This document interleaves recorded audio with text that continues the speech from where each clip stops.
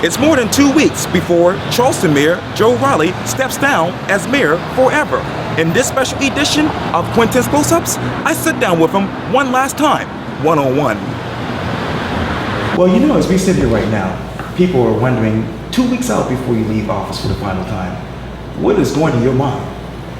Well, it's a very busy time. You know, a city keeps going, so you never stop, even when you change terms of office. So we're busy. I met early this morning on important city projects, so I'm wanting to make sure the city's moving forward briskly as I pass the baton off to John Tecklenburg.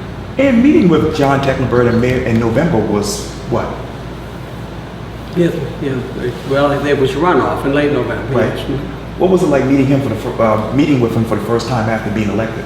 Well, it was very exciting. I've known John for a long time. Right. I know his family, and of course we were fortunate to have great people running for mayor in the runoff, even John and Leon Stavronakis. So I knew that there would be a great person selected to be mayor, and John is splendid. He's going to do a great job, and I was so pleased with his ready to get going attitude, not at all surprised, and he's going to be a great public servant, and will take the city to new levels. Complete these sentences for me. The meeting with the beach company over Sergeant Jasper was Encouraging. Charleston County has to come up with $323 million before March is. But the I-526, right. we have to do that. I mean, the county can't come up with the money. We've got to find a solution. 526 has to be built. Mother Emanuel 6 months later is Recovering and has been a source of real healing for the whole community. Keeping Chief Mellon on board as police chief is Imperative.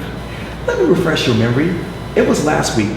It was the last Charleston City Council meeting for the year, and unfortunately it was your last forever.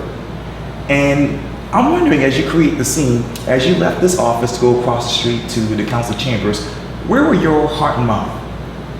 You know, it was really focused on what we had to accomplish that night at City Council. It was not really beyond that. I knew it was my last meeting, right. but more important than that was just attending to the business at hand. And something in mind you didn't know about was Raleigh Waterfront Park. Well, that was such a generous gesture on the part of my colleagues on City Council and friends who had worked with them, and that meant so much to me. Describe to me the following in one word. Vice President Joe Biden in one word. Well, a great guy. Yes. Your legacy. Hard work. Well, Mayor Joe Riley, thank you so much for over the years for allowing me to interview you. Well, it's been a pleasure. You're a fine young man, and I'm real proud to have you as a friend. Thank you. I really appreciate this. Thank you, Mayor. Thank you. Thank you. Good luck. Good luck to you. Thank you.